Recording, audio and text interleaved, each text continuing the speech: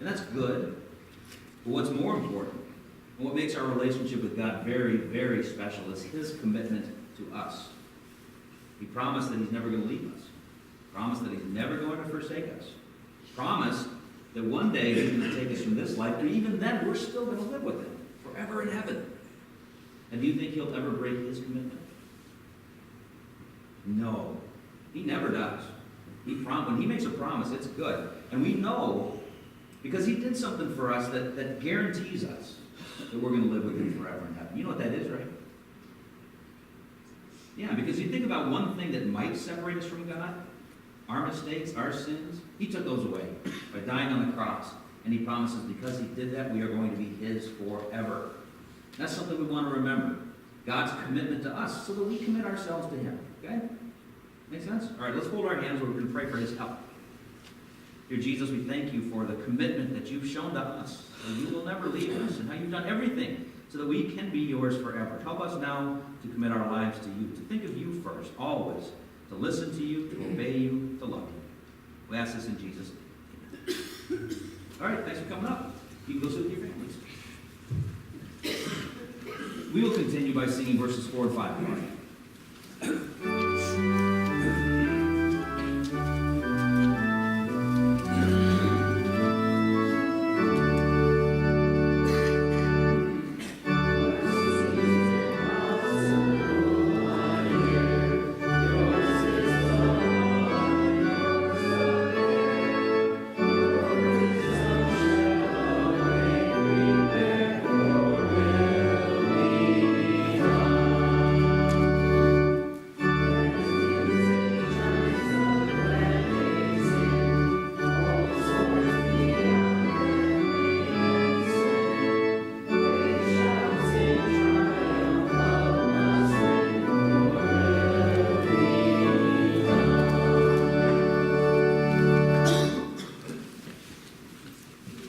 Grace and peace to you from God our Father, from our Lord and Savior Jesus Christ. Amen. The world is going to hell in a handbasket. Good morning. I'm going to make a joke out of that. That's something I heard a lot growing up from my dad. And I'll be honest, early on I used to think, well, he's just getting old. He's getting grumpy. Well, later on, I started to realize this more and more. It wasn't that he was getting old and grumpy. It's just that he was seeing things as they were. He could look back to when he was a child, how things used to be, the morality, the reverence for what was decent and good, the respect that generally people had for God and his church, and that was changing. There was not as much morality, not as much desire to be decent, a lot less respect for God and for his church. And when he would see this day after day after day, he would express it once in a while. The world is going to hell in a handbasket. But he would also say to me, it's going to get worse. It's going to be a lot worse for you and your generation than it is for us. And it is. The world is going to hell in a handbasket. Maybe I'm getting old, getting grumpy. I don't think so. Because I can look back to when I was a younger man and see that things have changed. Their morality, the sense of what is good and right, the desire to follow what is good and right, is a lot less. The respect that people have for God and for his church is less than it was, and maybe you see it too. The world is going to hell in a handbasket. Does that sound alarming? Am I an alarmist? Maybe. Let me switch gears for a second. Do you know that the Peshtigo River flows basically in one direction? Not just down, but if you look at a map, it flows from the northwest to the southeast. And it may jag once in a while, but it flows from the northwest to the southeast, pretty much that direction until it dumps out into Green Bay. Now, why that's important? It's important because you need to know where the river is flowing if you're on the river to understand where it's going to take you. And if you want to go to the southeast, if you want to go to Green Bay, great. If you don't, you better start paddling. If you want to know where life is going to take you, you need to watch life. And if you're okay with that, go with it. But if you're not, then start paddling. Now, history is a lot like the river. If you look at history, We ask ourselves, is the world getting worse? Is our society getting worse? If you look at history, you'll notice that no civilization, no society has ever gone from worse to better. It's always better to worse. You can look back to the very beginning. Society was just two, Adam and Eve. Then it became four, Adam and Eve, Cain and Abel. 4 believers in God. Jump ahead 2,000 years, there were still only 8 believers in God, while there were millions and millions of unbelievers. It didn't get from worse to better, it went from better to worse. After that, you have Noah and his family, 8 believers. You jump ahead a few more 100 years, you get to the Tower of Babel, where God has to split everybody up, because no one is listening to him. Better to worse. Jump ahead a few 100 years. You look at just simple societies that maybe weren't godly, they weren't Christian, certainly, the societies of Rome and Greece, but they did begin with a certain amount of decency and integrity and pride. And then as society progressed and they expressed all of these liberties and discoveries and intelligence, it just got completely immoral until that society died. Then you had the Holy Roman Empire, brand new society, founded on Christ by Constantine, about 300 AD. And as the years progressed, that morality, that devotion to God became corruption. And eventually, now you look at Europe, which was the bedrock of Christianity, is basically pagan. You see churches and cathedrals, which are beautiful, the only people going in are the tourists. Look at our country. What do we see? It's a country that was first started by people who were escaping another country so that they could worship their God the way that they knew their God wanted them to. And even when it became a country, the idea was there that these liberties we have are ours so that we can do these things. And where are we now? Those same liberties, which are given by our country, are used to fight what was first embraced. And you can't blame the government. You can't blame the country. It is the people within the country who are taking these liberties to serve not their God, but themselves, to the point where God himself is pushed down, if that were possible. But then the Christian church, as a whole, there is this push and this cry to soften the morality to what we know now is in our enlightened state to be better and good and tolerant. And even ourselves, there is always this temptation to conform to the world. As we see schedules, as we see life, as we see things that used to be held sacred, that time with God now being scheduled for something else, and if we want to fit in, we've got to follow. The world is going to hell in a handbasket. I seem like an old grumpy man, don't I? An alarmist. But if I am, then I am in good company, because so is Jeremiah. And Jeremiah is an alarmist, but he's also right. Because the message that he's been given from God says exactly this: that their country was going to hell in a handbasket, and soon it would be destroyed. And there were a lot of people who didn't want to hear what he had to say, which serves as the preface for our text today. When Jeremiah came and told the people that they had rebelled against their God, they tried to kill him. They didn't want to hear what they had to say. They wanted everybody to say that everything is awesome, everything is great, this country will thrive forever and ever, and we will never have any problems. And it was always easy to find people who were willing to say that.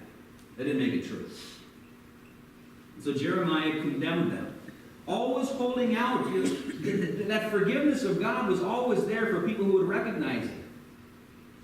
But telling them where they had taken themselves, where the river had taken them, where life had taken them, got him here. And I want to read you now again this text from Jeremiah chapter 11. Because the Lord revealed their plot to me, I knew it. For at that time he showed me what they were doing. I had been like a gentle lamb led to the slaughter. I did not realize that they had plotted against me, saying, let us destroy the tree and its fruit. Let us cut him off from the land of the living, that his name may be remembered no more. But you, Lord Almighty, who judge righteously and test the heart and mind, let me see your vengeance on them. For to you I have committed my cause. The prophet Jeremiah had a very difficult ministry in that he was the prophet during probably the worst time in Judah's history. It had begun fairly glorious. Moses led the people out of Israel, and then the power of God was evident. They conquered Canaan, went through a bad time, but then came back under King Saul and King David and King Solomon, and the temple was built, and things were great, and then it just began a gradual decay. The kingdom of Israel had already been conquered in the north, never to be seen again, and now Judah was next. And God knew it. God decreed it. And Jeremiah was trying to profess it so that people would know. But nobody wanted to hear it. Nobody wanted to hear where they had placed themselves with God. And so they plot to kill him, to get him out of the way so that his message will never be heard. Now God let him know. Somehow God let him know that these men were plotting this, really for two reasons. One, so that he could prepare for this, that he could perhaps escape this, which he did. But also to remind him that it's always going to be this way. For those who profess what God is teaching, for those who hold to what God has promised, there will always be opposition from the world. It has always been that way, and it will always be that way. Think back to Joseph, the great-grandson of Father Abraham. Joseph was a godly man. He had his faults, yes. He was a little bit arrogant from time to time. But he found himself a slave to a man named Potiphar. And one day when Potiphar's wife took a liking to him, wanted to sleep with him, he denied her and said, "How can I do such a thing and sin against my God?" And for his morality, for his dedication and commitment, he was ushered to prison. Jump ahead. Daniel, the prophet Daniel, 3 times a day he made this schedule for himself where he would dedicate himself to hearing and to praying to God 3 times a day. And what was the result? Well, the immediate result was that because he didn't pray to the king, he was thrown into a den of lions. The Apostle Paul. The Apostle Paul, who once flowed with the stream, who once persecuted the church of God and was very popular for it, was then approached by Jesus, shown what he was doing, and became one of God's greatest missionaries. And for that, Paul explains how everything in his life was hard. He was beaten. They tried to kill him. He was oppressed on every side. That was the life that he led. And us?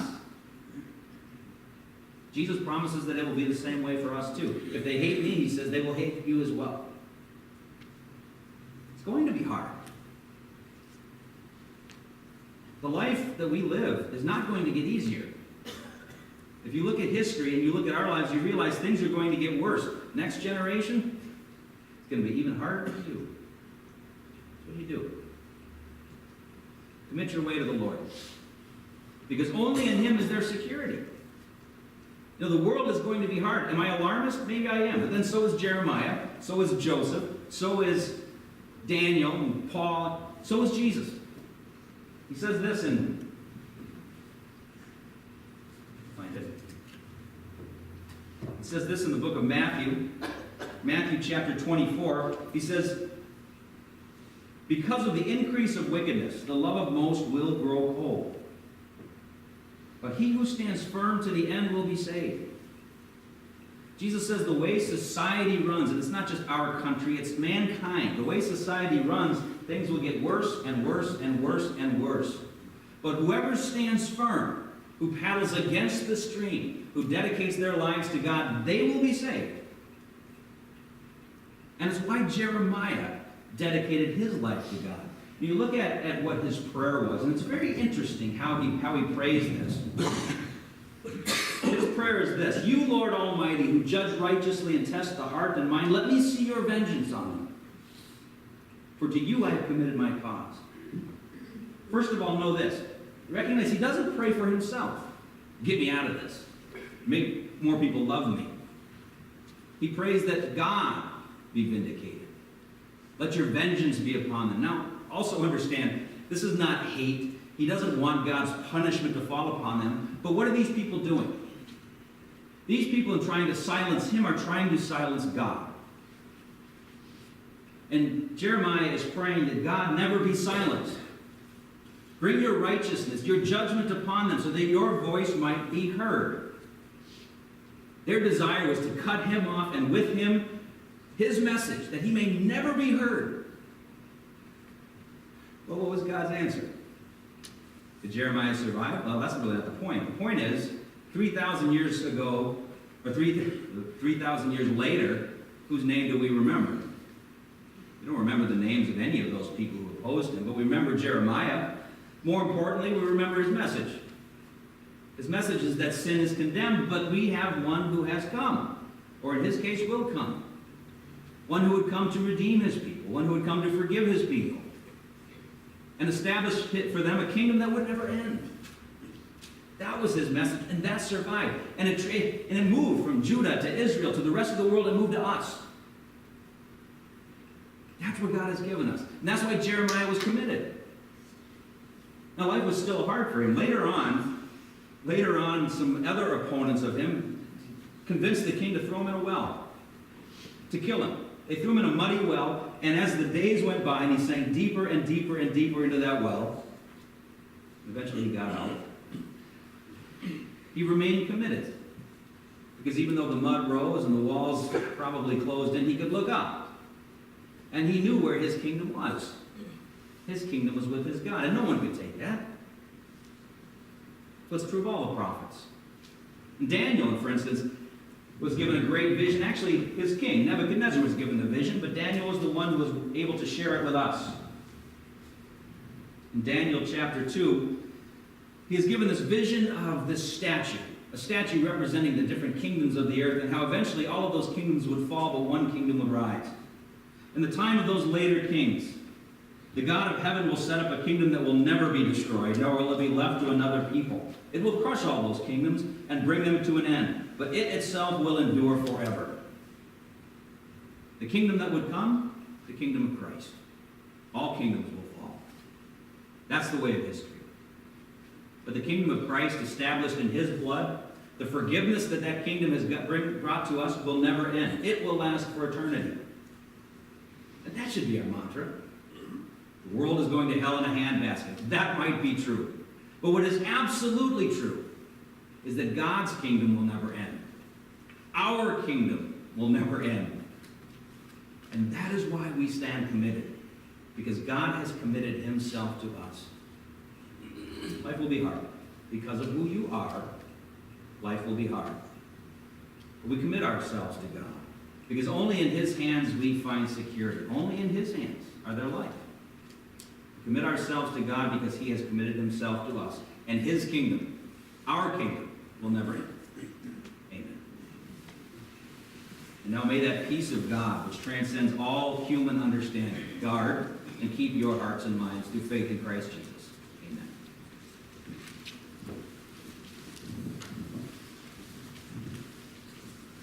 Once again, please rise and turn to page 20 as we join in singing together, Create in Me.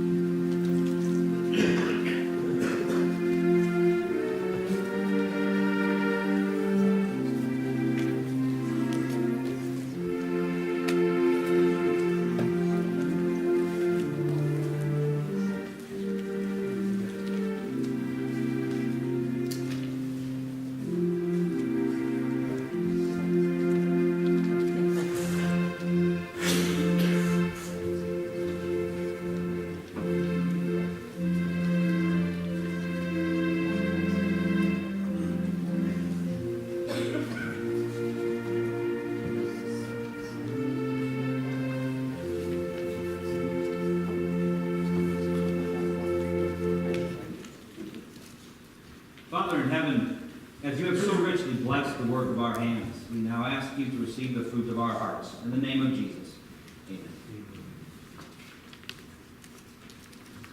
Once again, please rise as we join in the prayer of the church.